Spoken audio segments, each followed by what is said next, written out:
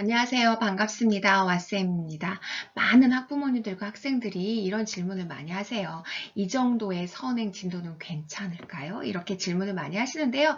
현행하고 선행 사이에 또 기본과 심화 사이에서 고민하시는 분들을 위해서 만든 영상이니까 한번 보시면서 아이들을 위한 방향, 또 학생들의 경우에는 자신을 위한 방향이 어떤 정도가 맞을 것인지 한번 고민해보는 시간을 갖도록 하겠습니다. 예시를 들어볼게요. 현재 예비 중1입니다. 중학교 수학 선행을 나가고 있는데요. 1학년 1학기 과정을 연상 개념 유형으로 공부하고 있습니다. 다음으로 1학년 1학기 심화를 해야 될지 또는 다음 학기로 나가야 할지 이런 것들을 고민하고 있다고 나와 있는데요. 연산 개념 유형 심화를 모두 한 다음에 다음 과정으로 해야 될지 아니면 연산 개념 유형을 먼저 한 다음에 다음 과정으로 나가야 할지 이런 것들에 대한 질문인 것 같아요. 네, 이제 공부를 시작하거나 아니면은 중학교 1학년 학생들의 경우에는요, 선행을 나가는 과정에서 기본부터 심화까지 이렇게 다지고 나가야 한다라는 영상들이 많더라고요. 어디까지가 기본이고 어디까지가 심화일까 이런 생각을 저는 좀 고민을 해봤거든요. 선행을 하는 경우에는 기초와 개념, 또 기초 개념 유형까지인지, 또 기초 개념 유형 심화까지인지, 또는 극심화까지인지 이런 고민들이 막 생기는데요. 도대체 여러분들은 어떻게 공부할까? 이런 고민이 저도 좀 궁금하더라고요. 만약에 차근차근 심화까지 공부하는 경우에는요, 한 과정에서 기초 개념 유형 심화까지 공부하겠죠. 그래서 기초 개념 유형 심화까지 공부한 것을 1학년 1학기 과정, 그리고 1학년 2학기 과정, 이렇게 갈 텐데요. 중요한 건 진도를 나가는 과정에서요, 속도감이 없을 수 있어요. 요즘에 아이들 속도감 되게 중시하는데, 이렇게 하다 보면 심화까지 가면은, 좀 어려운 문제 해결할 수 있는 힘은 길러질 수는 있지만, 자신의 수준에 맞지 않는 과도한 심화를 하는 경우에는요, 수학에 흥미를 잃어서 도중에 그만둘 수도 있어요. 또 다음 단계에 배우는 개념을 미리 배우고 나서 다시 돌아가서 심화를 보면 솔직히 금방 보이거든요. 예를 들어서 중학교 1학년 1학기에 배우는 1차 방정식이다. 요거를요, 2학년 1학기 때 배우는 연립 방정식을 배우고 나서 다시 돌아봤을 때는 별로 어렵지 않게 느낄 수 있어요. 또 마찬가지로 고등수학 상에서 배우는 연립방정식, 다양한 방정식을 배우고 나서 다시 돌아와서 1차 방정식이나 연립방정식을 배우면 이거 별거 아니네 라고 생각할 수도 있거든요. 그러니까 다음 단계에서 배우는 개념을 학습한 다음에 이전 개념을 보면 생각보다 쉽게 넘어갈 수 있다라는 점, 그걸 또 생각하실 수 있어요. 제가 대체로 많이 하는 거는요, 전체적으로 한번 공부한 후에 학기 중에 심화를 하는 경우를 전 추천을 드려요. 1학년 1학기를 기초 개념 유형으로 먼저 선행을 나간 다음에 바로 심화로 가지 않고요. 1학년 2학기 거 선행을 하는 거예요. 그리고 나서 다음번에 내가 1학년 1학기가 됐을 때 그때는 개념과 유형과 심화를 함께 같이 진행을 하는 것도 나쁘지 않은 방법입니다. 이런 경우에는요, 속도감이 있게 진도를 나갈 수 있다는 장점이 있고요. 학기 중에 개념, 유형, 심화를 함께 진행을 하면 중간고사, 기말고사, 대비까지 같이 할 수 있으니까 일석이조가 될 수 있어요. 현재 배우고 있는 개념과 다음 단계의 개념이 헷갈릴 수 있어요. 이런 경우에는. 그럴 때는 꼼꼼하게 개념과 유형을 익힐 수 있도록 앞에 있는 개념과 내가 선행하고 있는 개념을 연결지어서 공부할 수 있도록 그게 꼭 정말 중요한 것 같아요. 문제집 앞쪽에 나와 있는 사진이에요. 이게 2015 개정교육과정 수학과 개통도라고 하는데요. 모든 문제집마다 이런 내용들이 많이 있으니까 한번 살펴보시고 어떤 영역들이 이렇게 연관 지어져 있는지 어떻게 해야지만이 현재 내가 선행을 나가고 있는데 부족한 부분은 어디에서 찾아서 공부를 해야 될 때인지 그런 것들을 이 개통도를 가지고 확인할 수가 있습니다. 네, 보시는 거는요, 우리 수학과 교육과정 개통도예요. 중학교 1, 2, 3학년하고 고등학교 수학 1학년 과정, 수학 상하 이렇게 나눠진 부분만 제가 정리를 해봤는데요. 이 영역이 있어요. 수화, 연산, 문자화식, 함수, 기하, 확률과 통계 이렇게 5가지 영역이 있는데요. 이 영역별로 공부가 되어 있지 않으면 또 이렇게 좀 가르쳐다가 문제 풀기가 좀 어려울 수 있어요. 그렇지만 우리가 대부분의 선행은 중학교 1학년 과정, 2학년 과정, 3학년 과정 이렇게 한 다음 다음에 고등학교 과정으로 넘어가잖아요. 근데 이제 어떻게 진도를 빼면 좋을까? 이제 이런 고민들을 하실 텐데요. 제가 한번 살펴보니까 이렇게 하는 학생들이 있을 수 있어요. 중학교 1학년 거 쭉 하고 2학년 거 가고 3학년 거 가고 이제 이렇게 된다면 연산과 개념을 먼저 학습한 다음에 유형수로 한 바퀴를 더 도는 거예요. 그리고 나서 유형 심화를 한 바퀴를 돌리는 건데 이렇게 돌렸을 때 장점은요. 속도감이 정말 빨라가지고 재미있는 영화를 보는 느낌일 수도 있어요. 하지만 이게 너무나 연산과 개념만으로 수박 겉핥기식으로 이렇게 쭉 다지지 않고 가는 경우에는 다음 단원으로 갔을 때 또 다음 학년으로 갔을 때 이게 부족하다라고 느낄 수가 있어요. 구멍이 많이 생길 수 있는 단점은 됩니다. 네, 다음으로요. 제가 다른 모형을 한번 가져와 봤어요. 이렇게 네, 맞아요. 단원별로 단원별로 이렇게 공부하는 경우 단원별로 다지기를 하면서 이렇게 진도를 쭉 나가는 경우가 있어요. 이런 경우는 어떨까요? 단원별로 공부하기 때문에 괜찮기는 해요. 하지만 중요한 건 이렇게 하다 보니까 맞아요. 학생들이 좀 속도감을 느끼지 못하고 하다 보면 이거 심화까지 공부하다 보면 제가 다른 영상에서도 말씀을 드렸지만 심화까지 공부하다 보면 제풀에 꺾여 나가는 아이들이 정말 많아요. 아, 왜 이렇게 어렵지? 난 이렇게 공부했는데 왜 이렇게 어렵지?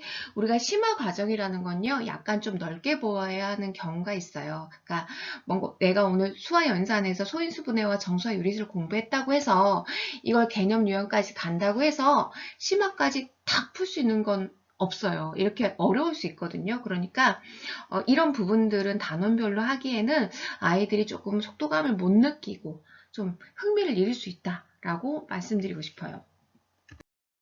다음 한번 볼게요. 자, 이런 경우는요, 학기별로 공부하는 거예요. 우리가 많이 쓰는 거예요, 이렇게.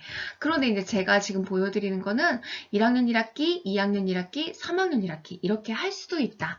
또 1학년 2학기, 2학년 2학기, 3학년 2학기, 이렇게 할 수도 있어요. 장점은요, 수화 연산을 원래는 이렇게 쭉 1년 거를 쭉 공부를 한다 보면 확률과 통계까지 갔다가 수화 연산을 다시 보면 기억이 안 나요. 그런데 수화 연산하고 함수까지만 공부를 하고 그 다음 학년 걸 공부를 하면 이렇게 비슷한 영역들이 가져다 쓰기가 쉽게 기억이 더 잘 날 수도 있겠죠. 이렇게 학기별로 공부할 수도 있다.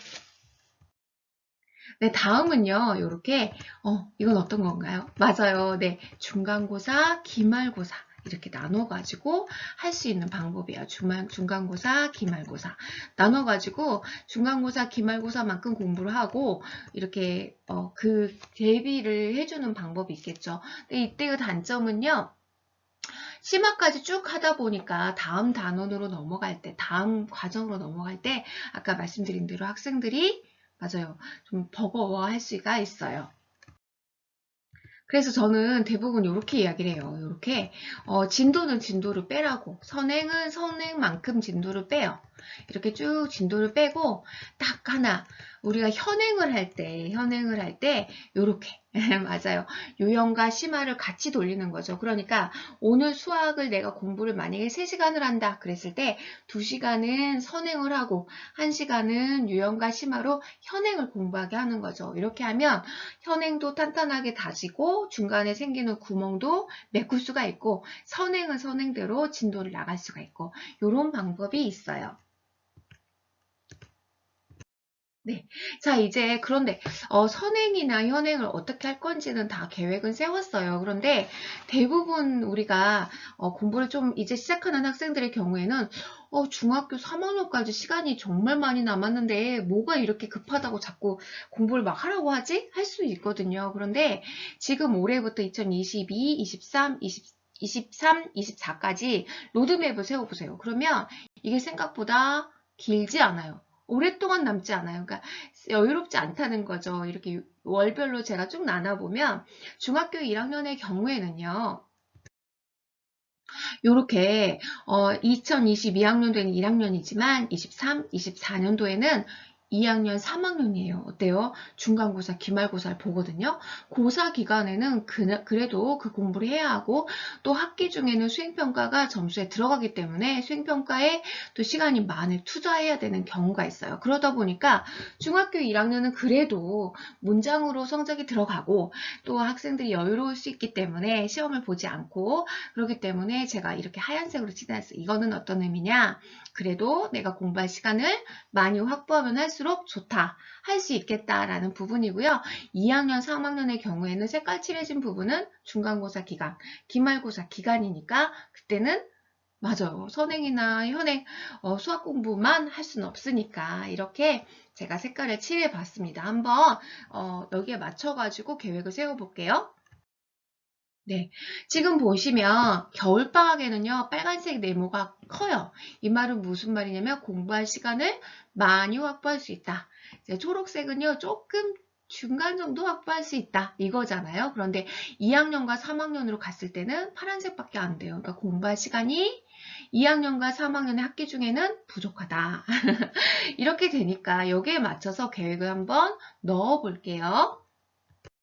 네, 이렇게 제가 넣어봤어요. 지금 하나도 공부를 안 했다라고 하고 1학년 1학기를 대비해서부터 이제부터 시작이다라고 하면 1월 달에 1학년 1학기 연산, 개념, 유형 이 정도까지 유형이 너무 버거우면 연산, 개념하고 유형 절반 정도 수준까지 A하고 B 수준까지만 이렇게 해서 공부를 할 수 있게 시간을 확보하는 거예요. 그리고 1학년 2학기 거는 2월 달에 공부를 하는 거죠. 그러면 이제 나머지는요, 선행이 1학년 2학기께 좀 덜 할 수도 있잖아요. 이랬을 때는 3, 4, 5월 중순까지 1학년 2학기 걸 하면서 현행은 1학년 1학기 걸 같이 가는 거죠. 이때 현행은요, 개념이나 심화를 같이 다뤄주면 좋을 것 같아요.